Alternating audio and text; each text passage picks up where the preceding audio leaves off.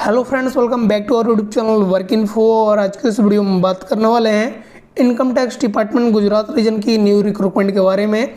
Income tax department ने sports quota के अंदर स्पोर्ट्समैन पोस्ट के लिए वेरियस पोस्ट की रिक्रूटमेंट की नोटिफिकेशन आउट कर दी है और आज की इस वीडियो में आपको इसी के बारे में सारी जानकारी देने वाला हूँ। यहाँ पर अप्लाई करने की स्टार्टिंग डेट क्या है, लास्ट डेट क्या है, age, eligibility, exam, selection process, इन सभी चीज़ों को हम डिस्कस करेंगे एक एक करके। तो दोस्तों आपको वीडियो को स्किप नहीं करना है, पूरा वीडियो को ध्यान से देखनी है। और वीडियो में बढ़ने से पहले दोस्तों एक छोटा सा रिमाइंडर है, अगर आप इस चैनल पर नए हैं तो प्लीज़ चैनल को सब्सक्राइब कीजिए, बेल आइकन दबाइए, नोटिफिकेशन को ऑन कीजिए ताकि ऐसी वीडियो आपको मिलती रहे। और चलिए हम बात कर लेते हैं इस रिक्रूटमेंट के नोटिफिकेशन के बारे में।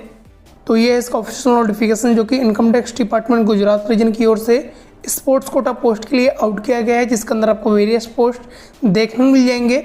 तो चलिए हम एक एक करके सभी चीज़ों को डिस्कस कर लेते हैं। तो यहाँ पर अगर आप नीचे आएंगे तो यहाँ पर आपको देखने मिल जाएगा, इसके अंदर मेनली 3 पोस्ट होने वाले हैं, इंस्पेक्टर ऑफ इनकम टैक्स का, टैक्स असिस्टेंट का और एमटीएस यानी कि मल्टीटास्किंग स्टाफ का।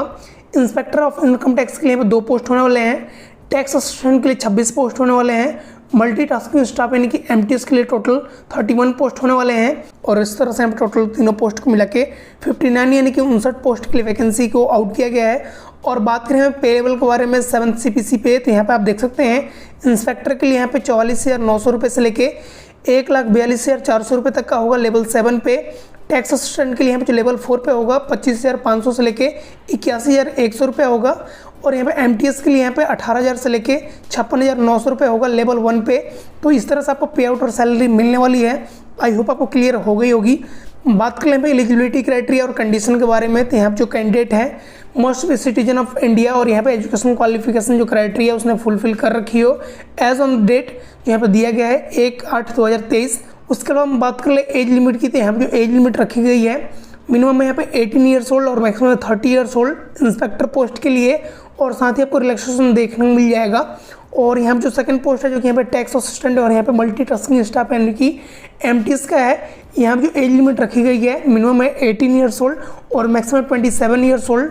तो अगर आपका डेट ऑफ बर्थ 2/8/1996 से लेके 1/8/2005 के बीच में है तो आप इस पोस्ट के लिए एलिजिबल हैं, अप्लाई कर सकते हैं।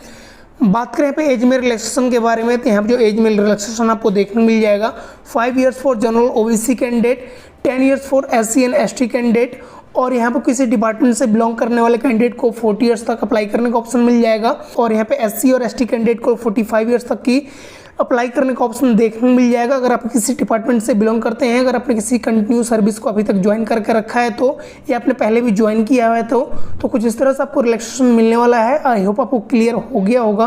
बात करें हम पोस्ट वाइज एलिजिबिलिटी क्राइटेरिया के बारे में, तो यहाँ पे जो फर्स्ट पोस्ट है इनकम टैक्स इंस्पेक्टर का है और यहाँ पे एजुकेशन क्वालिफिकेशन में बैचलर डिग्री फ्रॉम और रिकॉग्नाइज्ड यूनिवर्सिटी और इक्विवेलेंट मांगा गया है।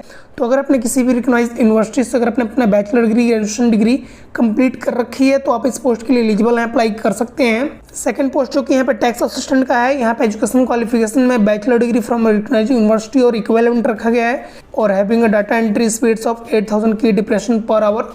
तो यहाँ पर अगर आपने ग्रेजुएशन डिग्री कंप्लीट कर रखा है किसी भी स्ट्रीम में और अगर आपकी कंप्यूटर टाइपिंग अच्छी है तो आप इस पोस्ट के लिए अप्लाई कर सकते हैं। नेक्स्ट और लास्ट पोस्ट जो कि यहाँ पे एमटीएस का है, यहाँ पे एजुकेशन क्वालिफिकेशन में मैट्रिकुलेशन और इक्विवेलेंट पास मांगा गया है।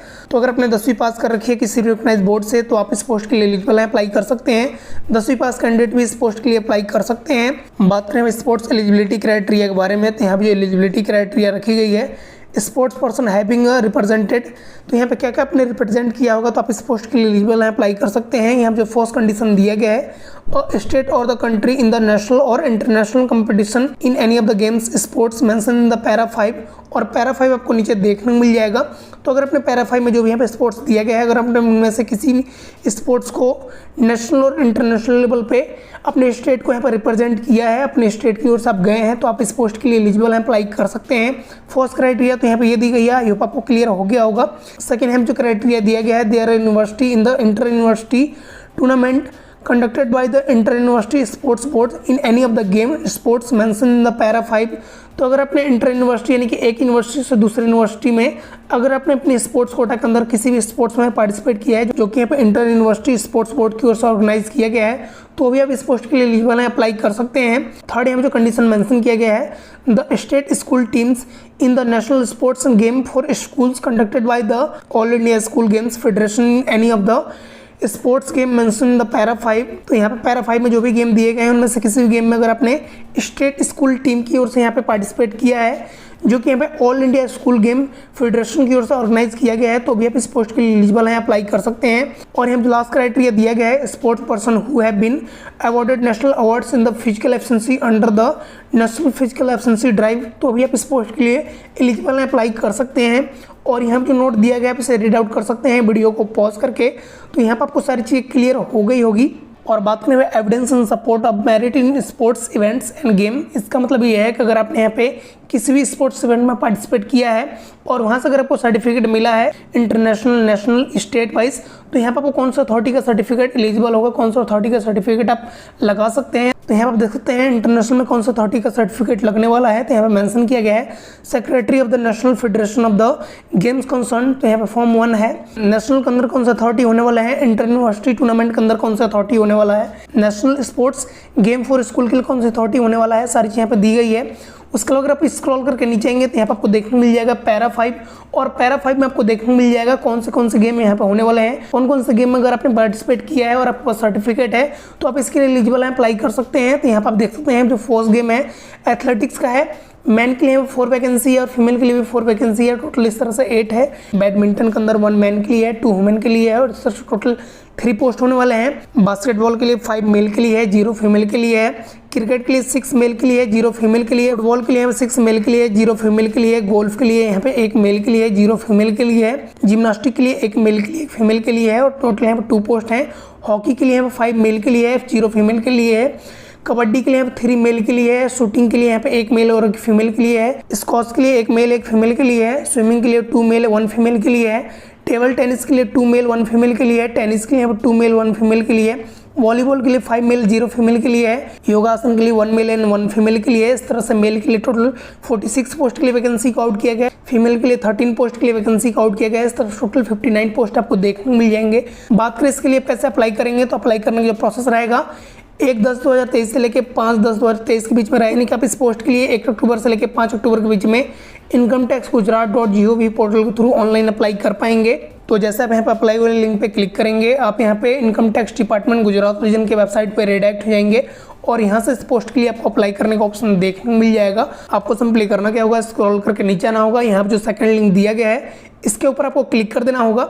जैसे आप क्लिक करेंगे थोड़ी देर वेट करेंगे, आपको कुछ इस तरह से पेज देखने को मिल जाएगा। आपको सिंपली करना क्या होगा, यहाँ पर आपको अपनी ईमेल आईडी एंटर करना होगा। गेट ओटीपी पे क्लिक करना होगा। आपके ईमेल आईडी पे एक ओटीपी रिसीव होगा। ओटीपी एंटर करने के बाद आपको सिंपली करना क्या होगा, वेरीफाई ओटीपी पे क्लिक कर देना होगा। वेरीफाई ओटीपी पे क्लिक करेंगे, थोड़ी देर वेट करेंगे, देन अगेन आपको कुछ इस तरह से पेज देखने को मिल जाएगा। आपको सिंपली करना क्या होगा, सेम पेज पे स्क्रॉल करके नीचे आना होगा। आपको सेलेक्ट करना होगा आप किस पोस्ट के लिए अप्लाई करना चाहते हो। उस पोस्ट को सेलेक्ट करने के बाद से आपको स्क्रॉल करके नीचे आना, यहाँ पर आपको फर्स्ट पोस्ट की प्रेफरेंस सेलेक्ट करनी होगी। प्रेफरेंस सेलेक्ट करने के बाद से सेकंड पोस्ट की प्रेफरेंस सेलेक्ट करनी होगी। थर्ड पोस्ट की प्रेफरेंस सेलेक्ट करनी होगी। उसके बाद से आपको स्क्रॉल करके नीचे आना होगा। पर्सनल डिटेल एंटर करनी होगी, जैसे कि full name, date of birth, यहाँ पे age proof, gender, category certificate. अगर आप किसी डिपार्टमेंट से बिलोंग करते हैं तो उसे आप टिक आउट करेंगे। उसके बाद से डिपार्टमेंट का सर्टिफिकेट का फाइल अपलोड करेंगे। नेशनलिटी सेलेक्ट करेंगे, एजुकेशन क्वालिफिकेशन सेलेक्ट करेंगे, उसका डॉक्यूमेंट को अपलोड करेंगे। उसके बाद से अपना स्पोर्ट्स से रिलेटेड इन्फॉर्मेशन को अपडेट करेंगे। सारी डिटेल एंटर करने के बाद से आपको स्क्रॉल करके नीचे आना होगा और देन आपको लास्ट में अपनी email ID, mobile number, area का पिन कोड, ये सारी डिटेल एंटर करना होगा। फोटो एंड सिग्नेचर को अपलोड करना होगा। बॉक्स को चेक करना होगा और सबमिट पे क्लिक कर देना होगा। इस तरह से आपका एप्लीकेशन है सबमिट हो जाएगा और इसके लिए कोई भी आपको एप्लीकेशन फी नहीं पे करनी पड़ेगी। तो यहाँ पर आपको सारी चीज़ें क्लियर हो गई होगी। इसके अलावा इससे रिक्रूटमेंट से रिलेटेड कोई सवाल है, कोई डाउट है तो आप कमेंट करके पूछ सकते हैं और हम मिलते हैं एक ऐसे वीडियो साथ अगली वीडियो में। तब तक के लिए बाय, टेक केयर।